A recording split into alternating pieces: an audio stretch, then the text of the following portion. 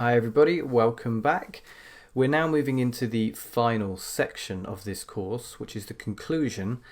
And in the conclusion, we're just going to wrap up everything that we've learned and also provide a few more tips and techniques and bits of advice which will hopefully help you to feel a little bit more confident when you head into your exam.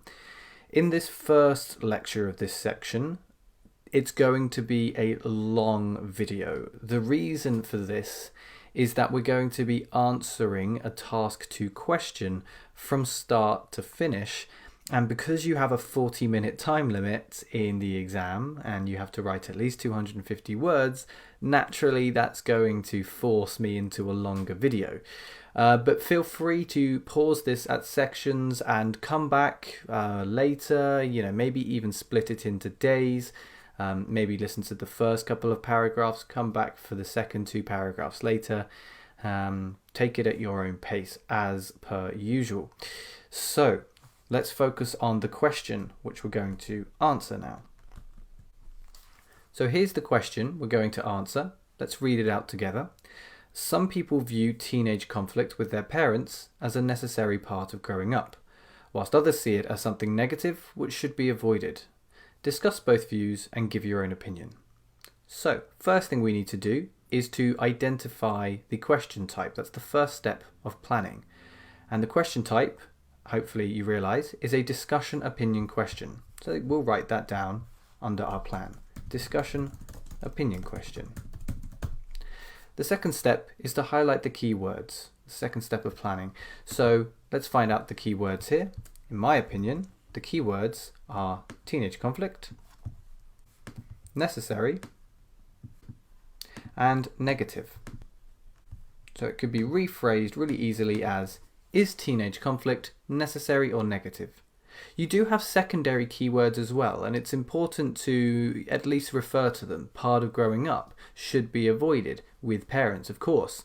But the really key words are the ones that I've highlighted here. You've got the topic and you've got the 2 opinions in the form of adjectives, necessary and negative. So once we have that, we can think about writing a plan. So the plan is the third and final step of planning.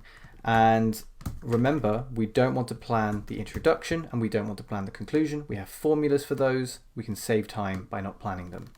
We've got to think about the themes of each paragraph though.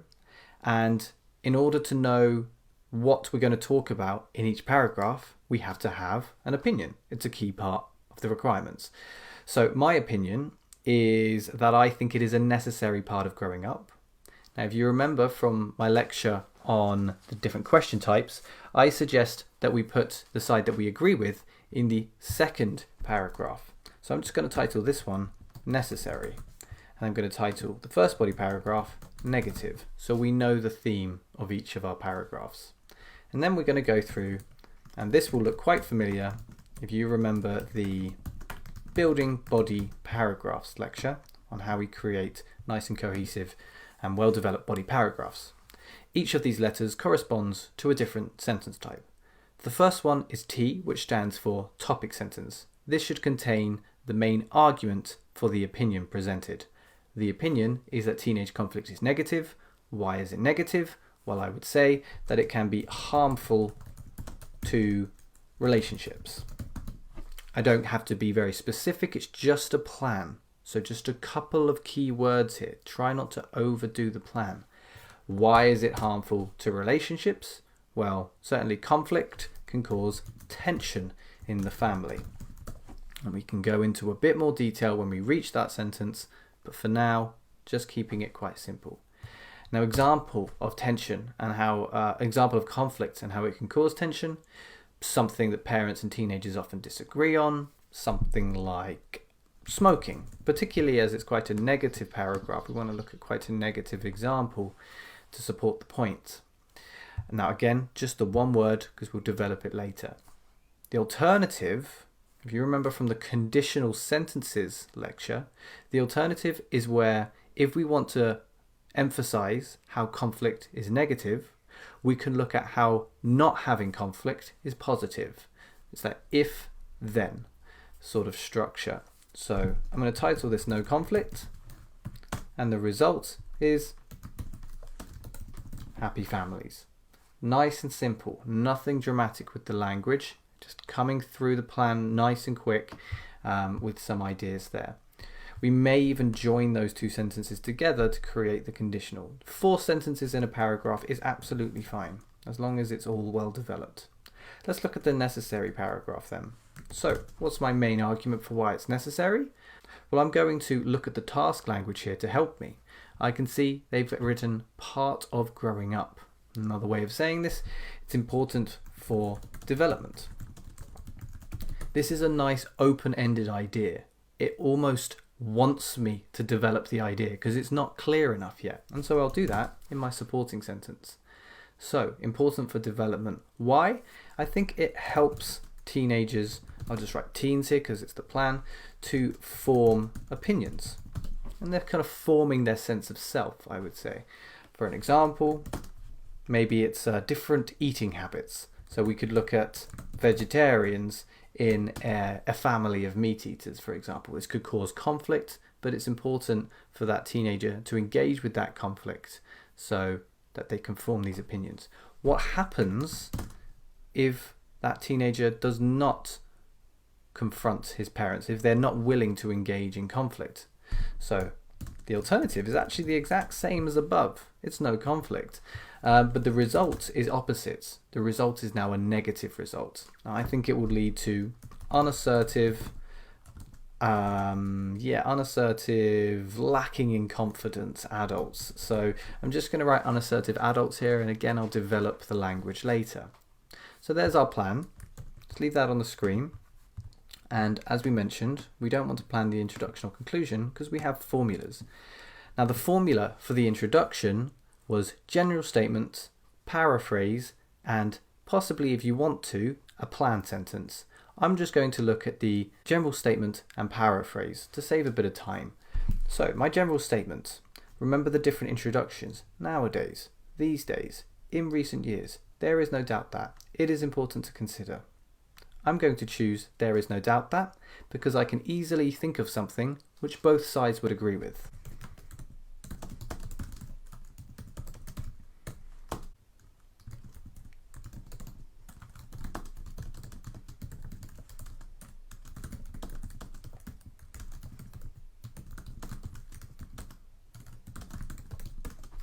Okay, so thanks to the modal verb can, I've included a sentence which pretty much nobody could disagree with because it stops me from generalizing and it's now just a generally true statement. There's no doubt that adolescence can, it's not always, but it can be a difficult period for both youngsters and their parents.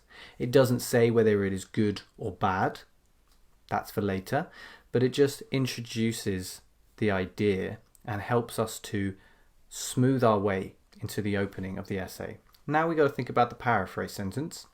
And the first thing that I think we should do is introduce a complex sentence. If you remember from the lecture on complex sentences, to do that, we need to use a subordinating conjunction like although or while or despite. I'm going to use the word although here to create a sense of contrast between somebody else's view and my own view. So although some people believe that, now I could write teenage conflict, wouldn't be a terrible thing, it would be okay, but I think if we can immediately demonstrate our intent to paraphrase and to show our range of vocabulary, that's even better. So what we're going to use is referencing by way of demonstrative pronouns like this and these and such. So I believe that conflict at this time, adolescence, we know it's about teenagers and parents because we've written it there, so we don't really have to say teenage conflict with their parents. So although some people believe that conflict at this time, what's a way of paraphrasing negative, maybe don't just look for synonyms, try to think of different ways to say the same thing. So we might say here, does more harm than good. Sort of idiomatic language. It's not overly idiomatic. That would be maybe inappropriate, but it's it shows natural understanding of collocation. So conflict at this time does more harm than good. I would argue, so we're showing our separation from that view and we're using a comma at the appropriate time for the complex sentence, I would argue that it is, now what's a word for necessary? What's a word for necessary? You know, we could use the word important if I want to borrow it from here. If we sit with it a bit longer, we can find another synonym. Let's go for the word essential. So an essential part of growing up. How can we paraphrase that? It is an essential. I might borrow now my topic sentence language from down there. That's okay. I might change it later. I might not even need to. But don't worry too much about paraphrasing everything.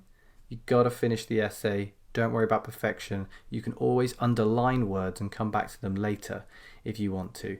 So I'm just going to write, it is an essential stage of teenagers' development. Notice the apostrophe after the S to make it possessive.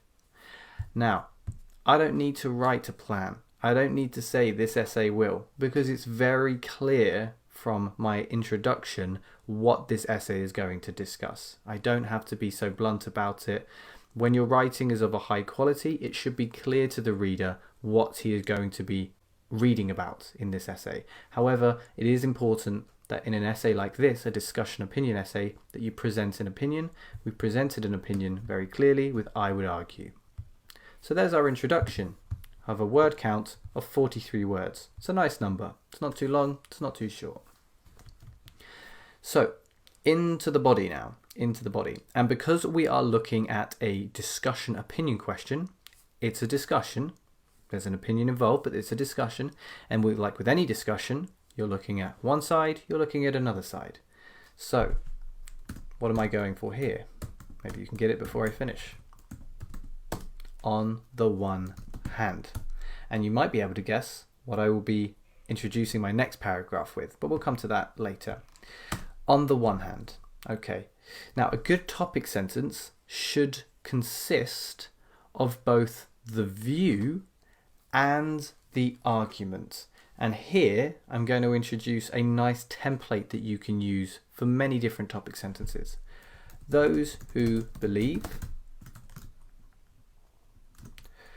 argue that. If you want to avoid the generalization, you might add a might argue that.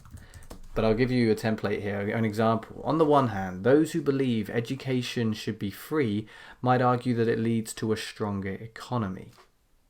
So you can see what we might use here. Those who believe, what's the view? Teenage conflict is negative. Yeah, we could say negative.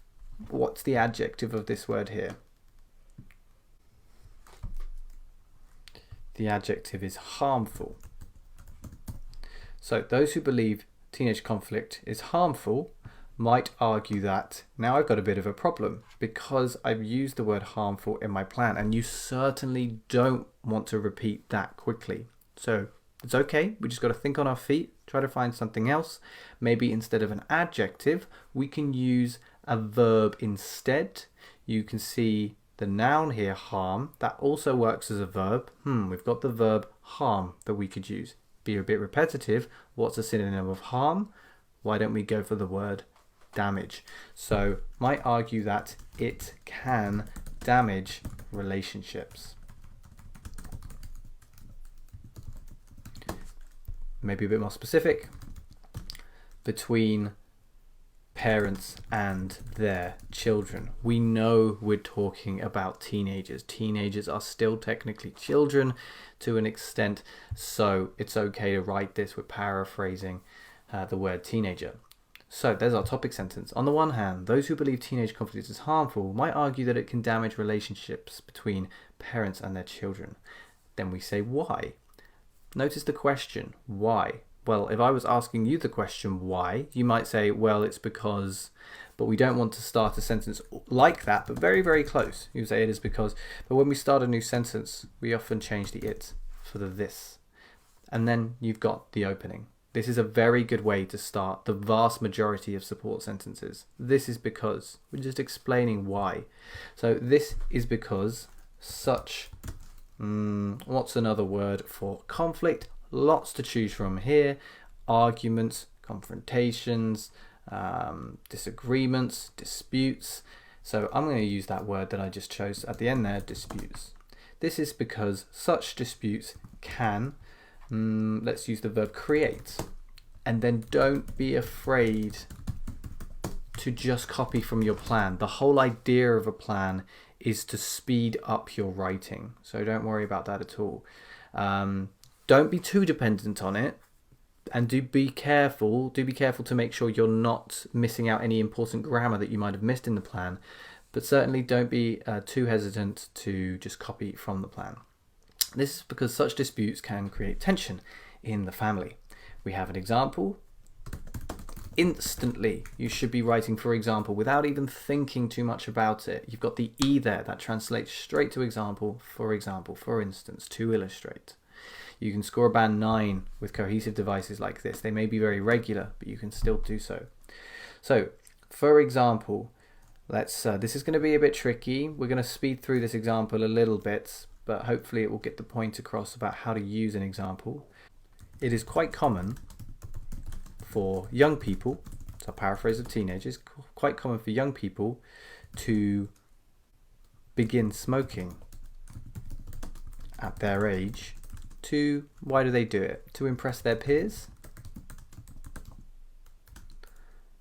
But the resulting, again, we've got to find another word for conflict. So the resulting confrontations with parents can lead to difficulties with communication afterward.